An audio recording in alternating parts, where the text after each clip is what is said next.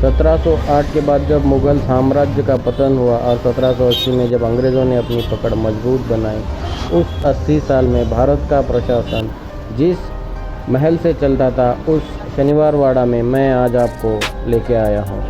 छत्रपति शिवाजी महाराज ने बनाया हुआ साम्राज्य और भारत भर में हिंदवी स्वराज्य का परचम लहराने की जिम्मेदारी पेशवा बाजीराव ने अपने कंधे पे ली थी। शनिवारवाड़ा से 1709 से 1770 में भारतवर्ष में कई सारी लड़ाइयाँ, अंग्रेज़ों से कई सारे बड़े बड़े तह, मुग़लों से कई सारे बड़े बड़े तह शनिवारवाड़ा से ही हुए थे। मुग़ल शाही और अंग्रेज़ शाही के बीच 80 साल में जो पेशवे शाही का राज हुआ, उसका एक बहुत इम्पोर्टेंट चैप्टर आज हम कवर करने जाने वाले हैं। Hello friends, welcome to my YouTube channel India's Bhushan. आज हम आए हैं पुणे के शनिवारवाड़ा हेरिटेज साइट पे, जो कि राजा छत्रपति शाहू के प्रधान थे। इस महल का निर्माण 1746 में 600 एकड़ पे हुआ था। जब पेशवाओं का विजय पूरे भारतवर्ष में छा रहा था, तब शनिवारवाड़ा को अनन्य साधारण महत्व प्राप्त हुआ था। तो चलिए मैं आपको शनिवारवाड़ा का इनसाइड व्यू दिखाता हूँ। मुला मुठा स्थित शनिवारवाड़ा 90 साल तक मराठाओं और पेशवाओं के गौरव का साक्षीदार रहा। बाद में 1810 के बाद कई सारे आक्रमण, गृह युद्ध और आग लगने की वजह से इसकी दुर्दशा होती रही और इसके स्ट्रक्चर को काफ़ी ज़्यादा नुकसान हुआ। 1919 में अंग्रेज सरकार ने इस बचे हुए स्ट्रक्चर को हेरिटेज साइट घोषित किया। इसीलिए भारत का इतिहास जानने के लिए शनिवारवाड़ा का इतिहास जानना बहुत ज़्यादा ज़रूरी हो जाता है। तो आइए हम पूरा इसका डिटेल में स्टडी करते हैं। जैसे कि आप देख पा रहे हैं, भारतीय नागरिक के लिए यहाँ 25 रुपये टिकट है, विदेशी नागरिक के लिए 300 रुपये टिकट है और इसका 9 से 5:30 का टाइम होता है और 15 साल के बच्चों के लिए ये बिल्कुल फ्री है। यहाँ बहुत सारे फिल्म और टेलीविज़न सीरियल्स की शूटिंग होती है, जैसे कि बाजीराव मस्तानी और पानीपत जैसी बड़ी फिल्मों में आपने शनिवारवाड़ा देखा होगा। आसपास बहुत सारे कॉलेजेस, टेम्पल्स और मार्केट होने की वजह से शनिवारवाड़ा पुणे आने वालों के लिए नंबर 1 का टूरिस्ट आकर्षण है। आज ईद और आषाढ़ी एकादशी की वजह से, हॉलीडे होने की वजह से यहाँ भीड़ थोड़ी ज़्यादा है और आज मानसून में भी पुणे का आगमन हो चुका है, तो काफ़ी ज़्यादा बारिश हो रही है। तो इससे अच्छा कोई माहौल हो नहीं सकता शनिवारवाड़ा विज़िट करने के लिए। ये गिरे हुए मकान का स्ट्रक्चर आप देखिए, आपको अंदाज़ा होगा कि ये सदाशिवराव भाऊ का रेसिडेंस बताया जाता है। अब किस स्थिति में है ये, और पहले कितना गौरवशाली और बहुत बड़ा मकान होता होगा, कितने रूम्स, कितने स्टोरी का होता होगा। बहुत सारे ऐसे स्ट्रक्चर यहाँ पे आपको बेस में मिलेंगे कि आपको जिससे अंदाज़ा आएगा देख के कि शनिवारवाड़ा कितना बड़ा और कितना इम्पोर्टेंट स्ट्रक्चर था। किसी भी बड़े कॉम्प्लेक्स की सबसे बड़ी रिक्वायरमेंट होती है पानी, तो ये रिजर्वायर, जिसे मराठी में हौद बोला जाता है, जिसमें पानी की यहाँ पे स्टोरेज होती होगी। देख सकते हैं आप ये ऊंची ऊंची आधी पत्थर से और आधी ईंटें से बनी हुई दीवारें कम से कम 10 से 12 फीट या उससे भी ज़्यादा ये डिफेंस में शनिवारवाड़ा के आज तक खड़ी है। शनिवारवाड़ा को हॉन्टेड प्लेस कहा जाने का सबसे बड़ा रीज़न है नारायण दरवाज़ा। ये पहले जाम्बूल दरवाज़ा के नाम से जाना जाता था, पर 1773 में अगले बनने वाले पेशवा नारायण राव पे कुछ ट्राइब्स ने हमला किया, जिस हमले को घबरा के उन्होंने अपने अंकल के पास जाते हुए दौड़ के कहा, काका मला वाचवा। तब से इसके बारे में अलग अलग स्टोरीज और कथाएं कही जाती है लोगों के बीच में। 15 से 20 फीट बड़ी दीवारें डिफेंस में बनी हुई, आधी पत्थर और आधी ईंटों से बनी हुई आप देख सकते हैं। ये माधवराव पेशवा का निवास स्थान की जगह बताई जाती है, जिसके कुछ हिस्से अभी भी आप देख सकते हैं कि कैसे ये ग्रैंडुलर स्ट्रक्चर खड़ा होगा उस टाइम पे 100 साल पहले। Residence place of Dada Saheb Peshwe उर्फ रघुनाथ राव पेशवे। कम से कम 10,000 लोगों को खाने पीने के लिए और डिफेंस के लिए पानी सबसे इम्पोर्टेंट है। तो देखते हैं शनिवारवाड़ा में पानी का सप्लाई कहाँ से होता था। उस टाइम ज़माने में अगर कोई घेराबंदी हो जाए तो पानी का अंदर ही व्यवस्था हो, ऐसी व्यवस्था की जाती थी।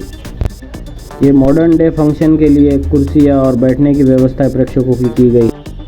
ऐसे माना जाता है कि यहाँ 3 मंजिला इमारत थी, पर यहाँ रहता कौन था यह भी क्लियर नहीं है। यह अमृतराव पेशवे का निवास स्थान की जगह। ज़्यादातर ओल्ड पुणे सिटी का कंस्ट्रक्शन में लकड़ी का उपयोग किया गया था। शनिवारवाड़ा भी लकड़ी का बना हुआ था, इसलिए 1818 में जब आग लगी तब शनिवारवाड़ा का मोस्टली पार्ट जलकर खाक हो गया। बस नगारखाना हाइट पर होने की वजह से बच गया। ऐसे माना जाता है कि इस एरिया में बड़े बड़े फेस्टिवल्स का सेलिब्रेशन, जैसे कि गणेश महोत्सव इत्यादि, विक्ट्री सेलिब्रेशन, डांस इत्यादि चीज़ें हुआ करती थी। हॉलीडे, क्लाउडी वेदर और ग्रीनिश बैकग्राउंड आप देख सकते हैं फोटोग्राफी के लिए कितना सुंदर माहौल बन चुका है। चारों तरफ से जो तटबंदी की दीवारें थे अब हम उस पे आ चुके हैं। एक वक्त पे एक सिक्योरिटी गार्ड जा पाए, बस उतना एरिया रखा हुआ है सिक्योरिटी की पर्पज़ से। एरिया लगे और सिक्योरिटी भी टाइट रहे, इसके लिए जाने के लिए इतने नैरो स्टेयर्स बनाए हुए हैं आप देख सकते हैं। जगह जगह तटबंदी पर चढ़ने के लिए ऐसे स्टेयर्स बने हुए हैं। तटबंदी पर चढ़ने के बाद चारों साइड से एक्सेसिबल है शनिवार वाड़ा। आप देख सकते हैं ये ऐसे 4 जगह छोड़ रहा है। शनिवार वाड़ा के तटबंदी से ये बाहर का नज़ारा आप देख सकते हैं। ये साइड में देसाई कॉलेज है। ये ऊपर से हम टॉप व्यू देख रहे हैं जहाँ पे पूरा गिरे हुए मकानों का बेस आप देख सकते हैं और जो ग्रीनरी। नीचे जाने का रास्ता आप देख सकते हैं कितना नैरो है। आजकल का सिविल इंजीनियर जैसे प्लान बनाता है स्क्वायर पैटर्न में, बिल्कुल वैसे ही स्क्वायर पैटर्न में बना हुआ है शनिवार वाड़ा। उससे आप अंदाज़ा लगा सकते हैं कि सिविल इंजीनियरिंग का लेवल क्या होगा। अभी हम नगार खाना में आए हैं और टॉप व्यू दोनों साइड से एक्सेसिबल है, शनिवार वाड़ा के अंदर की साइड और बाहर। नगार खाना अकेला ऐसा स्ट्रक्चर है जो शनिवार वाड़ा में लगी आग और आक्रमण से बचा था। वो पूरा लकड़ी का बना हुआ होकर भी आग से बच गया। जहाँ से हम टॉप व्यू देख सकते हैं बाहर की साइड और अंदर की साइड भी कितना भव्य दिव्य शनिवार वाड़ा और लाइवली पब्लिक ग्रीनरी एटमॉस्फेयर आप देख सकते हैं। दिल्ली दरवाज़ा जिस दिशा में है उस दिशा में पेशवा भी देख रहे हैं और हम भी देख रहे हैं, आप व्यू देख सकते हैं। पेशवा का स्टैचू जिस दिशा में डायरेक्शन करता है, दिल्ली दरवाज़ा भी उसी दिशा में डायरेक्शन करता है। वह दर्शाता है कि पेशवा और मराठाओं की मनीषा थी कुछ भी करके दिल्ली काबिज कर। अभी हम नगार खाना से नैरो लेन से नीचे जाकर सेंटर से आपको पूरा शनिवार वाड़ा फिर से दिखाऊंगा।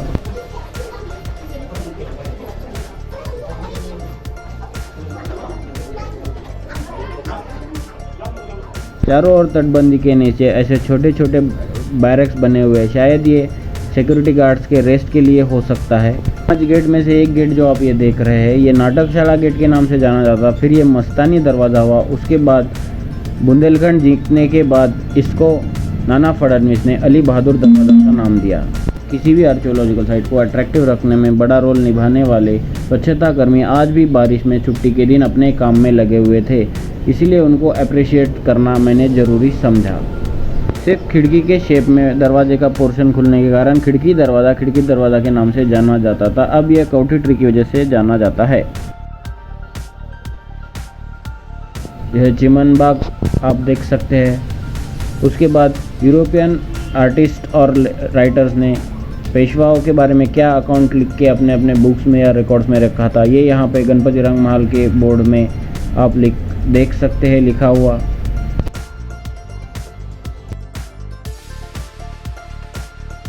यहाँ 8 टोटीचा कारंजा हुआ करता था। 8 टोटी मतलब 8 ओपनिंग्स वाला कारंजा इस एरिया में हुआ करता। अगर हमें 1.5 घंटा हो चुका है और बारिश फिर से शुरू हो चुकी है और जितनी बारिश गिर रही है उतना ठंडा होता जा रहा है क्लाइमेट।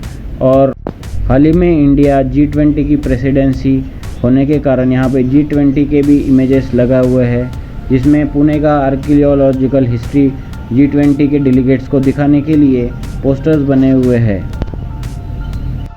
दुगई महल मतलब 2 स्टोरी बिल्डिंग, पर यहाँ कौन रहता था ये हिस्टोरिकल बुक्स में अभी क्लियर नहीं है। बाकी फोर्ट्स में जितना होता है उतना आर्टिलरी और तोपखाना तो यहाँ नहीं है, पर यहाँ एज अ कस्टमरी हमें 2 चीज़ें मिली।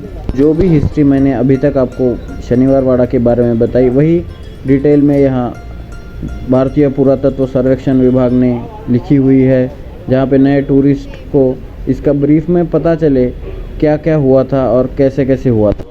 1730 में इसका वास्तु शांति हुआ था, गृह प्रवेश जिसे बोलते हैं। और ऐसे लिखा है कि यहाँ कम से कम 1000 लोग रहते थे। आप समझ सकते हैं 1000 लोगों की व्यवस्था यहाँ थी। जो टेक्निकली पुणे का एंट्रेंस माना जाता है, वहाँ उसी डायरेक्शन में पेशवा बाजीराव का अश्वारूढ़ स्टैचू है। उसके बाद फैमिली ट्री ऑफ पेशवाओं की फैमिली हिस्ट्री यहाँ ब्रीफ में लिखी हुई है। यह है पेशवांची वंशवेल मतलब पेशवाओं की फैमिली ट्री। यह है ट्रेडिशनल पुनेरी हेडगियर। यहाँ पे बाजीराव पेशवे के बारे में कुछ लिखा हुआ है। उसके बाद यहाँ उन्होंने कौन से वॉर जीते, वो 40 वॉर जो अनडिफीटेड रहे उसके बारे में भी ब्रीफ में मेंशन किया हुआ है। यह है उनका ऑफिशियल सील। उन्होंने बड़ौदा से लेके चित्रदुर्ग हैदराबाद तक कैसे कैसे मराठा शाही बढ़ाई थी उसके भी बारे में लिखा हुआ है। यह है उनका बाजीराव पेशवा का ऑफिशियल सिग्नेचर। उन्होंने 20 साल के करियर में 40 वॉर जो अनडिफीटेड रहे उसके बारे में और उन्होंने जो डिप्लोमेसी दिखाई उसके बारे में यहाँ ब्रीफ हिस्ट्री लिखी हुई है। यह उनके अंडर मराठा शाही कहाँ तक पहुँच गई थी यह लिखा हुआ है। अगर आप पुणे आएँ तो इस गौरवशाली इतिहास को जानने के लिए शनिवार वाड़ा का विज़िट ज़रूर करें। चलिए अभी नेक्स्ट में मैं आपको शनिवार वाड़ा के आसपास की चीज़ें दिखाता हूँ। जहाँ हम खड़े हैं यह बिल्कुल शनिवार वाड़ा का फ्रंट से व्यू है। यह ब्रिज और यह रिवर से पुणे में एंट्री होती थी उस ज़माने में। काफ़ी इंटरेस्टिंग स्टोरी है बटाटा मारुति के बारे में। यहाँ बटाटा और टमाटर का मार्केट लगता था तो इसीलिए ये बटाटा मारुति के नाम से फेमस हुआ और ये बिल्कुल शनिवार वाड़ा के सामने है। और ये क्यों बटाटा मारुति के नाम से जाना जाता है ये इस यहाँ पे मेंशन है। शनिवार वाड़ा से बिल्कुल सट के लगा हुआ लाल महल है। शिव चित्र सृष्टि बनी हुई है, देख सकते हैं आप। महल में श्री छत्रपति शिवाजी महाराज ने अपने चाइल्डहुड के डेज स्पेंड किए, इसलिए यहाँ कुछ उनके चाइल्डहुड के सीन्स क्रिएट किए हुए हैं। देख सकते हैं आप कितना भव्य दिव्य लाल महल अंदर से भी काफ़ी अट्रैक्टिव बनाया हुआ है। जहाँ पे श्री छत्रपति शिवाजी महाराज से रिलेटेड हिस्ट्री अलग अलग टाइप से डिपिक्ट की गई है इमेजेस के और मूर्तियों के माध्यम से। अभी हम उसके बाद पुणे का आराध्य देवत कहे जाने वाले श्रीमंत दगड़ूशेठ हलवाई टेम्पल पे आए हैं, जहाँ पे आज आषाढ़ी एकादशी की वजह से काफ़ी ज़्यादा रश है। आप देख सकते हैं गणपति बप्पा मोरया, कितना भक्तगण उनके आज छुट्टी की वजह से।